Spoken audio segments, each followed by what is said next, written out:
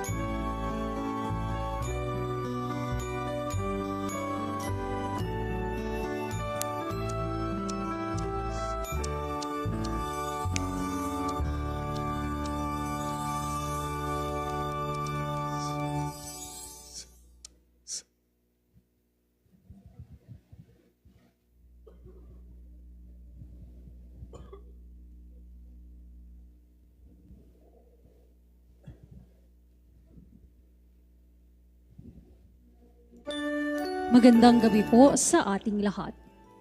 Inihahandog ng Ministry for the Youth ang isang makabuluhang kwento ng paglalakbay ng mag-asawang Jose at Maria na naghahanap ng matutuluyan para isilang ang ating tagapagligtas. Pagkatapos ng pagtatanghal, magkakaroon po tayo ng pagkakataon para magbahagi ng suporta. Mag-iikot po ang aming buslo at ang inyong bukas palad na donasyon ay malugod naming tatanggapin.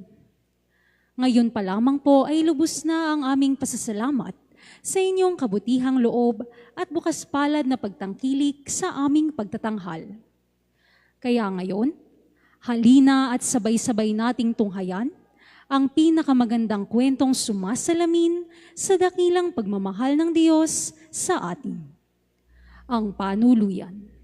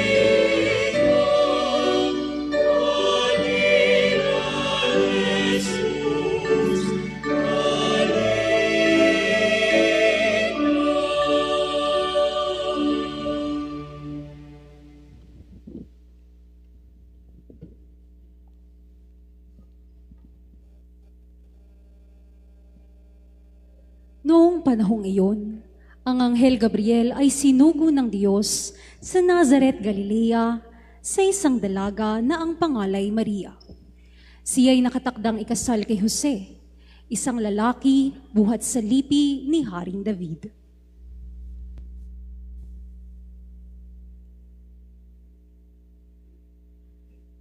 Matuwa ka, ikaw ay kalugod-lugod sa Diyos. Sumasa iyo ang Panginoon. Huwag kang matakot, Maria, sapagkat kinalulugdan ka ng Diyos. Makinig ka, ikaw ay maglilihi at manganganak ng isang lalaki, at siya'y tatawaging mong Jesus. Magiging dakila siya at tatawaging anak ng kataas-taasan. Ibibigay sa kanya ng Panginoong Diyos ang trono ng kanyang amang si David.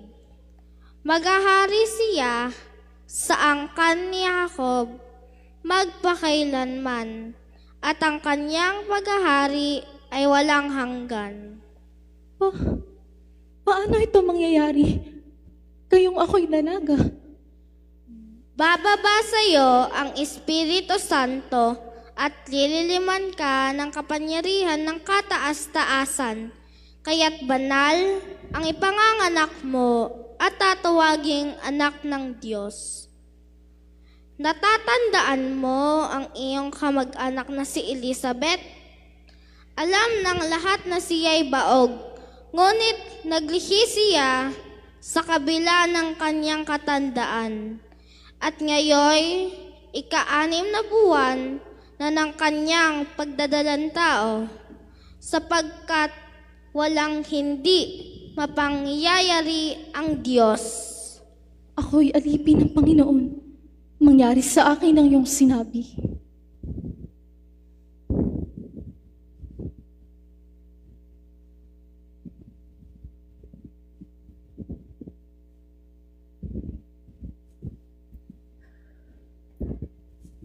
Si Maria ay nagmamadaling pumunta sa isang bayan sa kaburulan ng Huda. Pagdating sa bahay ni Zacarias, binati niya si Elizabeth. Nang marinig ni Elizabeth ang bati ni Maria, naggagalaw ang sanggol sa kanyang tiyan. At si Elizabeth ay napuspos ng Espiritu Santo. Elizabeth! Elizabeth! Pinagpala ka sa mga babae, at pinagpala rin ang dinadala mo sa iyong sinapupunan. Sino ako upang dalawin ng ina ng aking Panginoon? Sapagkat nang marinig ko ang iyong bati, ay naggagalaw sa tuwa ang sanggol sa aking sinapupunan. Mapalad ka, sapagkat nanalig kang matutupad ang ipinasasabi sa iyo ng Panginoon.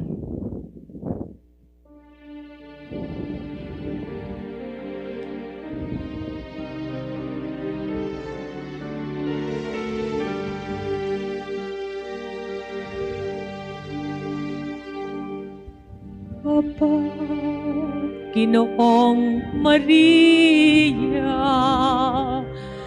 napupuno ka ng grasya. Ang Diyos ay sumasayo, bukod kang pinagpala sa babaeng lahat.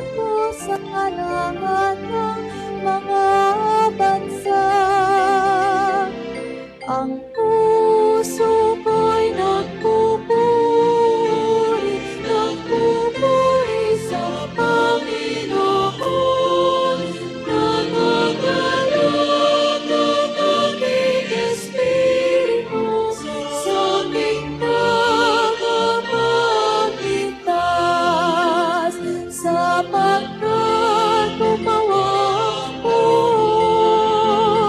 Napakadakilang bagay, banal sa lupa't langit, ang pangalan ng Panginoon. Ang puso ko'y nagpupuri sa Panginoon. Nagagalang ang aking espiritu sa aking tagapagligtas.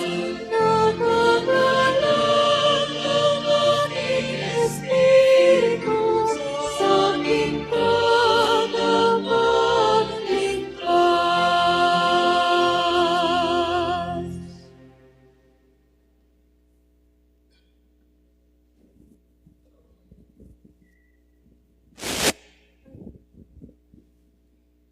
Nang mga araw na iyon, lumabas ang isang batas mula kay Emperador Augusto Cesar na nag-uutos na dapat magpatala ang buong imperyo ng Roma.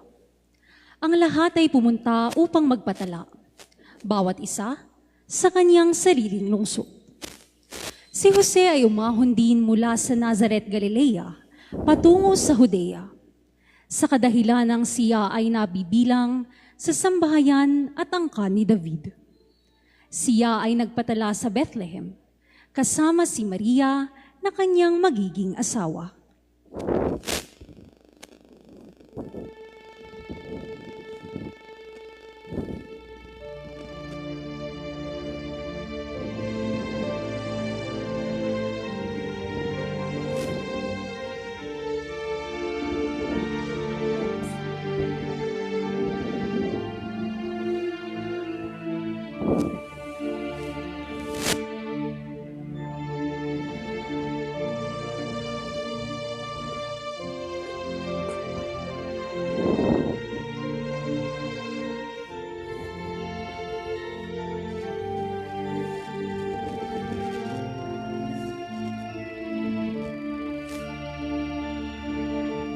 Jose, sumasakit na ang aking tiyan. Manganganak na yata ako. Kaunting tiis na lamang, Maria. Hahanap na tayo ng maaari nating tuluyan.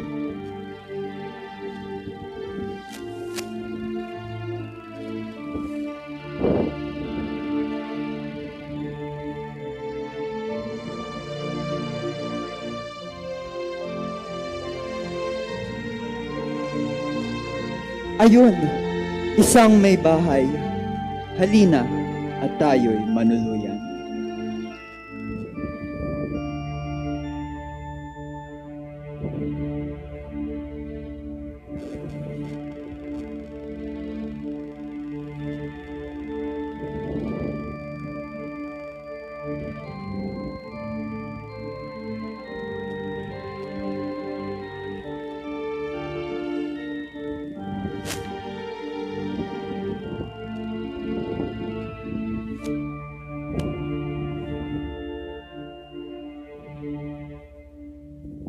Mahal na Ginoong may bahay, kami ay nagbibigay kalang sa katuloy manunuluyan. Kami naway paintulutan.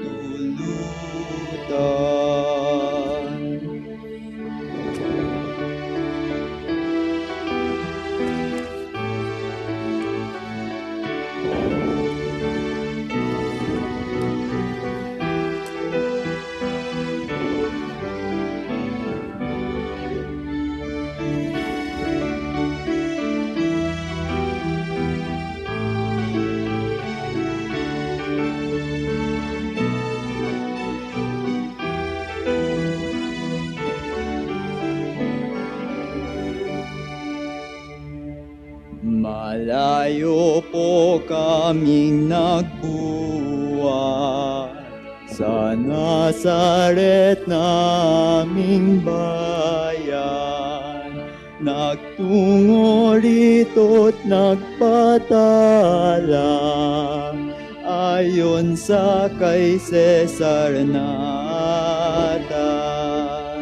Ginoo ang pagod namin ito, tatlong kapit araw na siya gusto, sa sanggol sa sinapupunan mo, iyong tahanan puso'y buksan mo. Sana kung dito ay may lugar, kalunang kayo ay pagbigyan, ngunit halos pumutok na lang aking bahay sa kapuluan.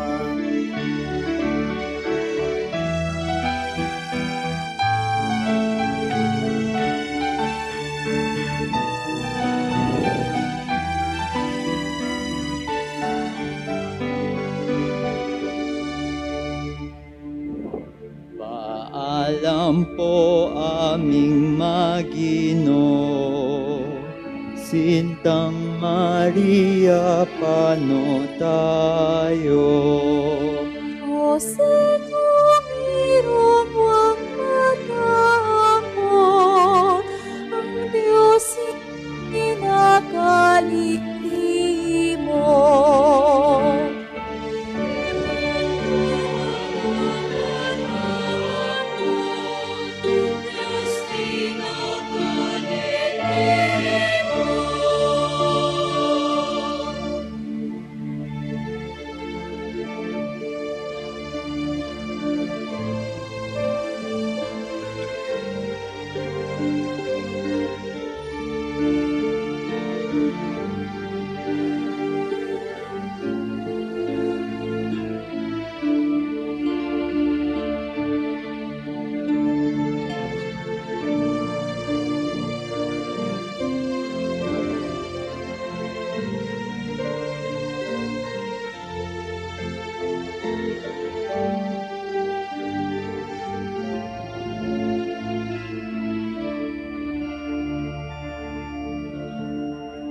Aba, tila bukas pang ilaw doon sa kabilang tahanan.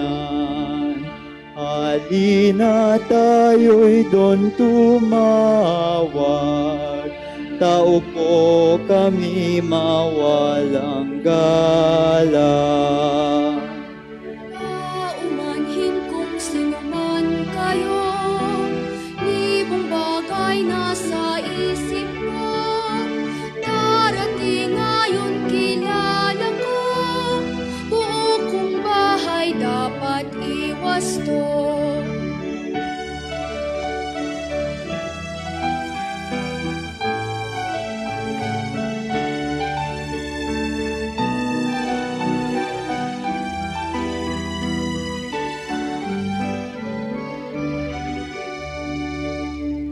Putihin pong inang kayo'y ina, alang sa buhay kong dinadala. Kahit na po saan mang sulok, sa amin yung ipagkaloob. Sabi kanina'y uulitin, may tanyag akong panauhin. Kailangan kong istimahin, paalam sa inyo ngayon din.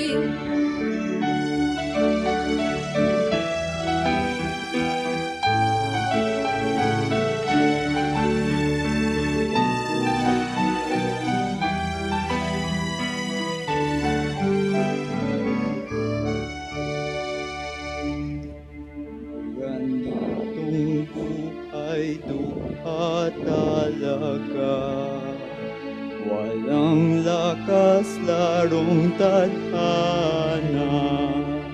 Halina tayo aking sinta, at at may iba tayong makita.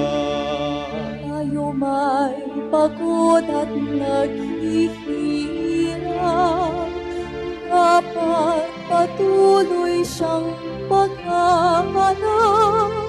Panginoon, sadyang ang lilinaw sa mga taong nagsusumikap. Panginoon, sadyang ang lilinaw sa taong nagsusumikap.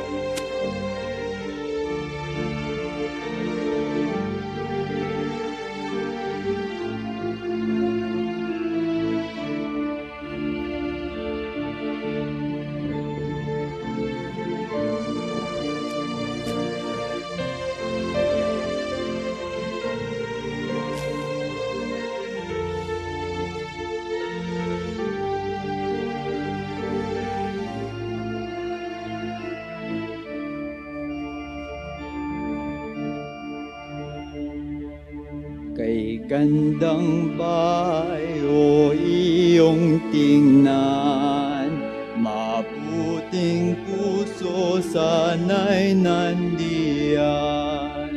O maawain kung may bahay, kami sana'y manunuluyan. Tao o hayop baga kayo at gabing-gabi ng gugulo.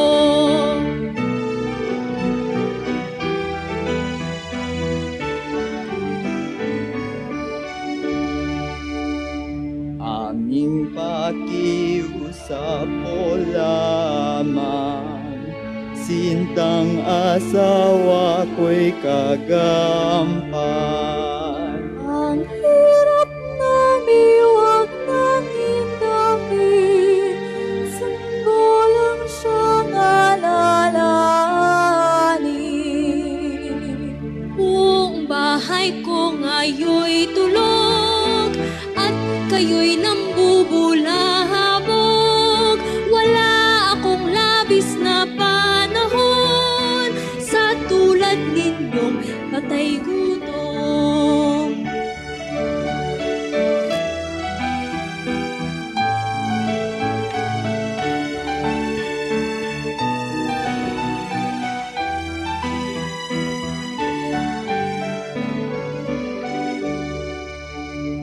Kung ayaw po ninyo'y di bale, kami po'y wag lamang laitin. Kami may dukha at pulubi, may hawak ding puso't damdamin. Jose, halika't maglakbay muli sa kanya'y ang dapat na supli. Pag-asa natin ditong saksi, kung ang Diyos ang kuning tangi. Panginoon, Hari ng kalangitan, maraming hindi maunawan, tiwala sa iyo nakalaga, gawin ang pag-ibig sa iyong anak. Tiwala sa iyo nakalaga, handa kami ialala.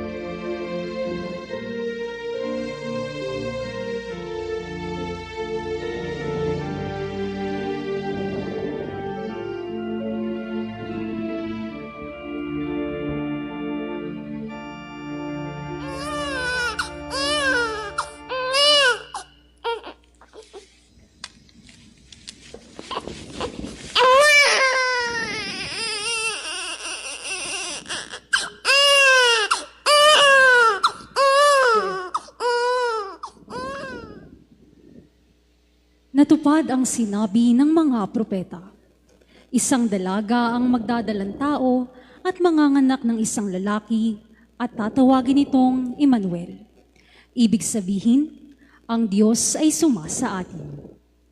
Isang bituin ang nakita sa silanganan at nanguna sa mga pantas at tumigil ito sa kinaroroonan ng sanggol na si Jesus.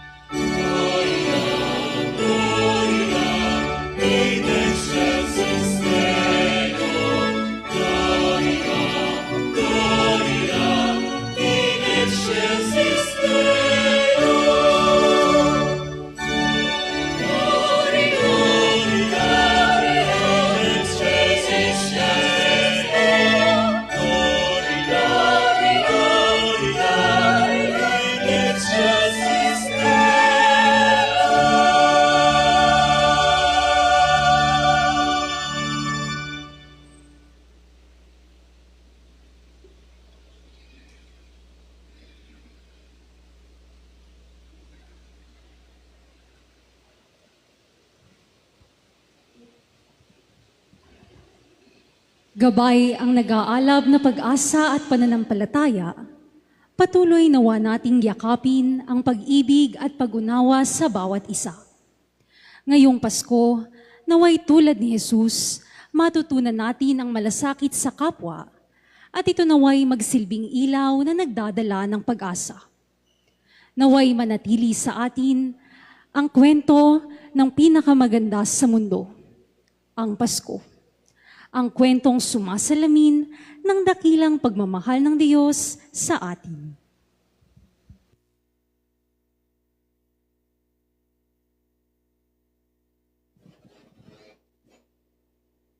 Lubos po kaming nagpapasalamat sa inyong pagtangkilik sa aming pagtatanghal. Hayaan niyo po ang aking ipakilala ang mga nagbigay sigla ng kwento sa pamamagitan ng kanilang talento at dedikasyon. Ang naglaan ng kababaang loob at pag-asa sa bawat hakbang ng kanyang paglalakbay, ang ating Maria na binigang buhay ni Cristina Tikis. Ang taong nagpakita ng tapang at malasakit sa kabila ng bawat hamon sa buhay, si Jose sa katauhan ni Darius De Claro.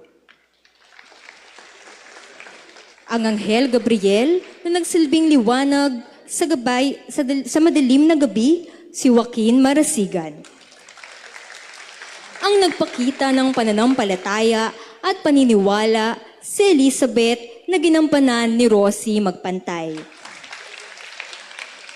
Ang mga tauhan na nagbigay ng kulay at buhay sa ating kwento, ang unang may bahay, Crisno Ilagan, ang ikalawang may bahay, Dion Dimeano, at ang ikatlong may bahay, Junices Machenso.